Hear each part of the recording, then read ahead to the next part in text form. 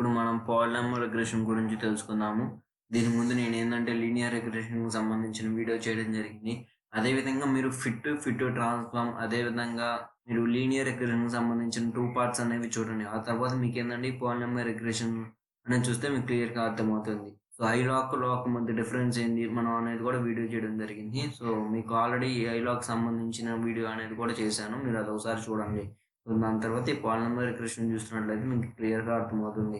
ఇక నేను each and every step అనేది ఎక్స్‌ప్లెయిన్ చేయడం కొంచెం కష్టమవుతుంది.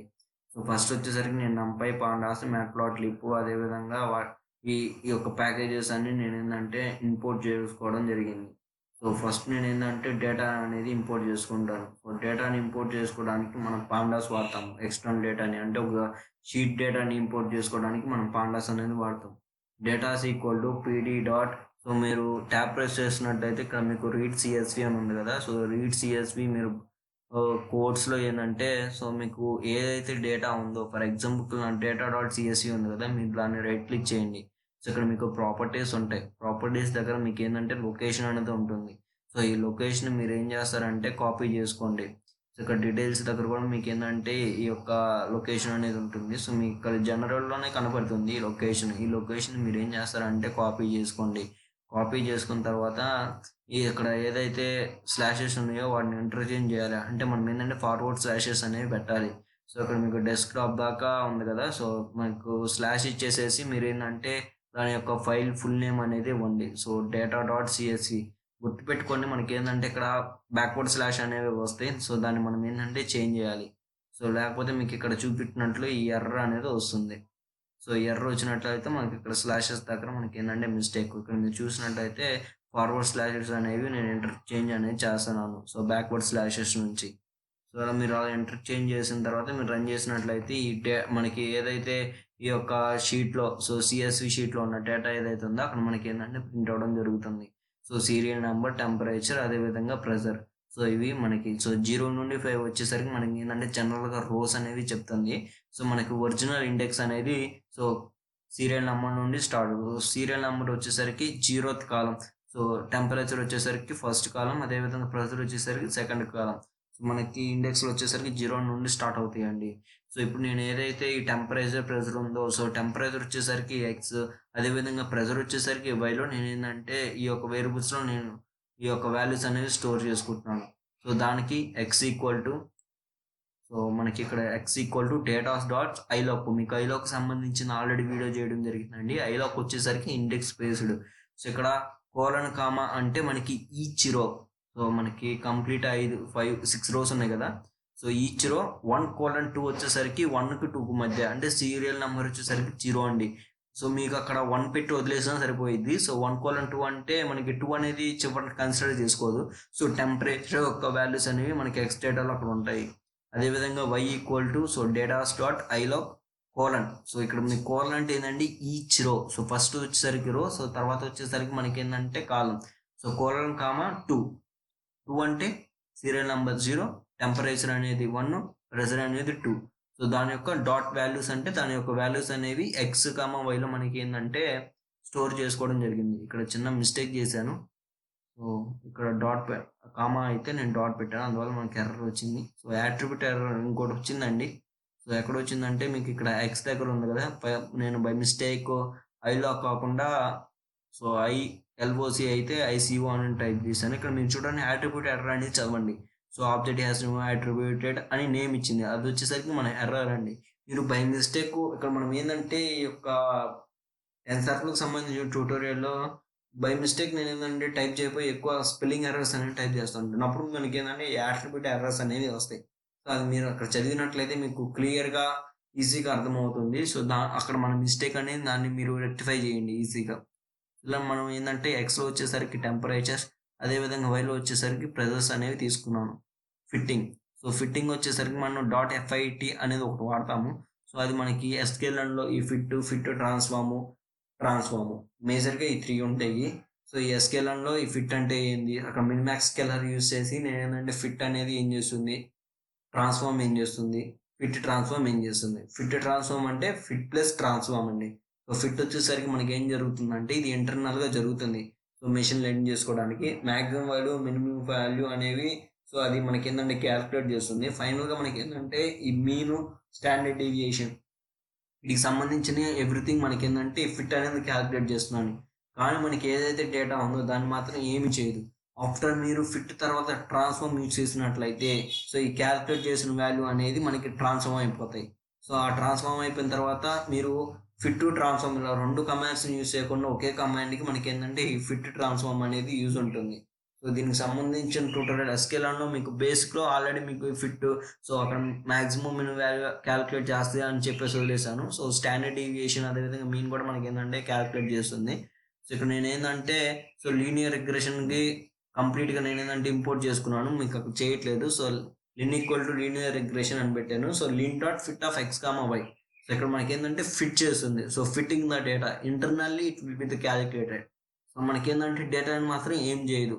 మీరు ఇక్కడ line dot transform of x comma y. So transform అనేది యూజ్ చేస్తే మీరు అప్పుడు మనకి ఏంటంటే డేటా అనేది ఈ యొక్క మీన్ స్టాండర్డ్ డీవియేషన్గా మారిపోతుంది. సో ఎలా మారుతుంది, వాల్యూస్ ఏమొస్తాయి అనేది ఆల్రెడీ నేను ఏంటంటే ఎస్కేలాన్లో చెప్పడం జరిగింది. ఇప్పుడు నేను వచ్చేసరికి కంప్లీట్ పాలినామియల్ రిగ్రెషన్కి సంబంధించింది చేస్తున్నాను.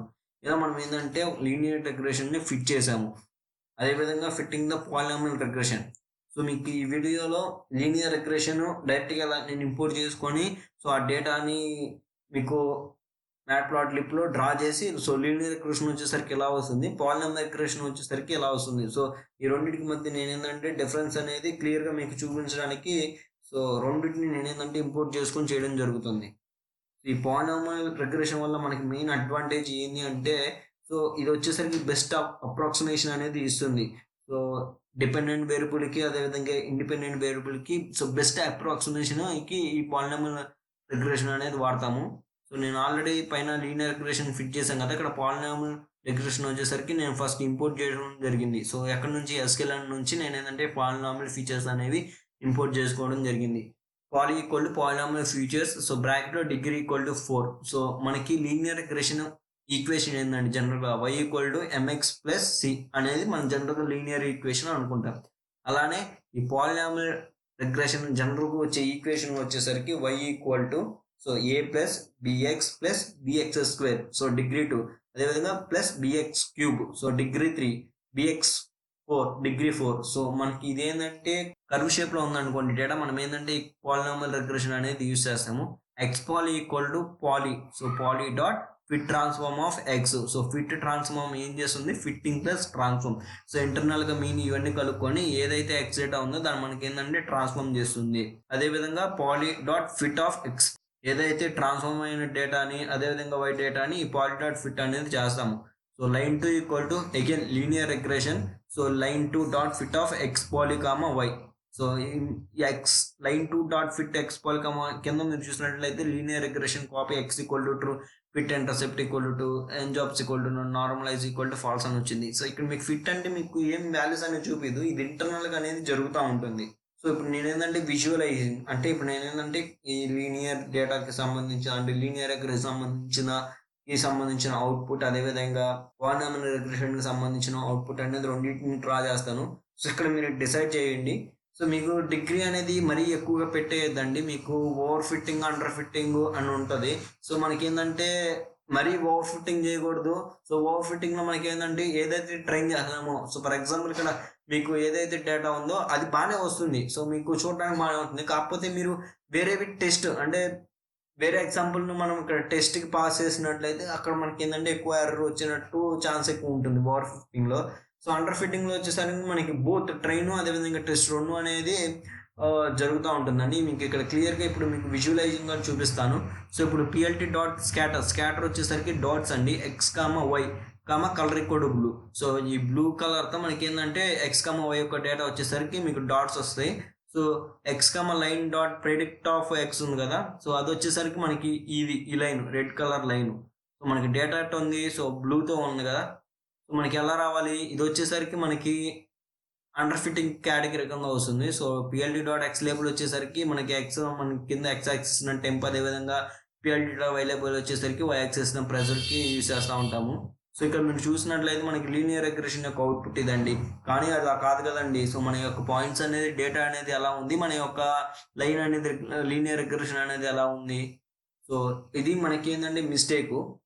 సో ఇలా కాకుండా మనం ఇప్పుడు పాలినామియల్ రిగ్రెషన్ యూజ్ చేసినట్లయితే సో ఏవైతే డేటా ఉందో సో మనకి కర్వ్ షేప్‌లో రావాలి కదా!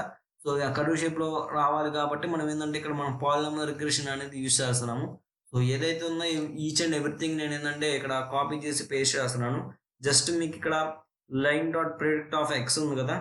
ఇక్కడ నేనేందంటే ఫిట్ ట్రాన్స్‌ఫార్మ్ అనేది చేస్తున్నాను. సో ఈ line dot predict of X దగ్గర నేనేందంటే దీన్ని రిమూవ్ చేసేసేసి నేను ఇక్కడ జస్ట్ ఫిట్ ట్రాన్స్‌ఫార్మ్ అని చేస్తే సరిపోతుంది. Colour equal to red x label వచ్చేసరికి మనకేందంటే name. So line 2 dot predicts poly dot fit transform. So fit transform of data. So data ఏంటిది మనకి ఎక్స్. సో టెంపరేచర్ కాబట్టి ఎక్స్. సో ఇక్కడ డేటా ఇవ్వడం జరిగింది. ఇక్కడ నేను రన్ చేసినట్లయితే మీకు ఇక్కడ చూడండి. మీకు ఈచ్ పాయింట్ మీకేందంటే సో టచ్ అవుతా ఎళ్ళింది కదండీ! సో ఇక్కడ చూసారా? సో మనకి ఇలా మీరు ఎక్కువ డిగ్రీ అనేది ఇవ్వద్దండి. సో ఓవర్ ఫిట్టింగ్ అనేది వస్తుంది. సో మీరు డిగ్రీ మారుస్తున్న కొద్దీ మీకేందంటే ఈ యొక్క డేటా కనెక్షన్ దగ్గర మీకు వస్తుంది. సో ఇప్పుడు చూసినట్లయితే డిగ్రీ 2 పెట్టి ఈచ్ లైన్ అనేది నేను రన్ చేస్తున్నాను. సో ఇక్కడ మీరు చూసినట్లయితే ఇక్కడ చూసారా? సో నియర్‌గా ఉంది. అంటే కొంత లాస్ అనేది ఉంది. కాపోతే ఇలా మనకేందంటే నియర్‌గా వచ్చిందే మాక్సిమం మీరు టెస్ట్ డేటాతో పాస్ చేసి రన్ చేసినట్లయితే ఈ నియర్‌గా వచ్చిందే మనకి ఎగ్జాక్ట్ రైట్ అండి.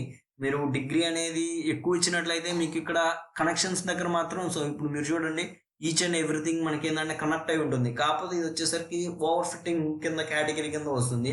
సో మనకిప్పుడు ఇలా అనేది ట్రైన్ చేయకూడదు. సో నియర్‌గా వచ్చేటట్టు సో మనకి 3 లేదా డిగ్రీ వచ్చేసరికి 3 అలా ఇచ్చినట్లయితే మనకి నియర్‌గా వచ్చింది కదండీ! సో అది మనకేందంటే ఎగ్జాక్ట్. నేను డిగ్రీ ఈక్వల్ టు 3 అనేది పెట్టి రన్ చేస్తున్నాను. సో డిగ్రీ 3 అని పెట్టి రన్ చేసినట్లయితే సో మనకి చూడండి. సో పైన చూసినట్లయితే లీనియర్ రిగ్రెషన్ రాంగ్ కదండీ! సో ఇది వచ్చేసరికి మనకి ఎగ్జాక్ట్ అండి. సో కొద్దిగా లాస్ మాత్రమే ఉంది. సో ఆ లాస్‌ని మనం మినిమైజ్ చేయొచ్చు తర్వాత. సో మరి లీనియర్ రిగ్రెషన్ చూసినట్లయితే మనకి కంప్లీట్ ప్రాబ్లమ్ కదండీ! సో అప్పుడు ఇలాంటి సమయంలో మనం ఏందంటే పాలినామియల్ రిగ్రెషన్ అనేది యూజ్ ఉంటుంది.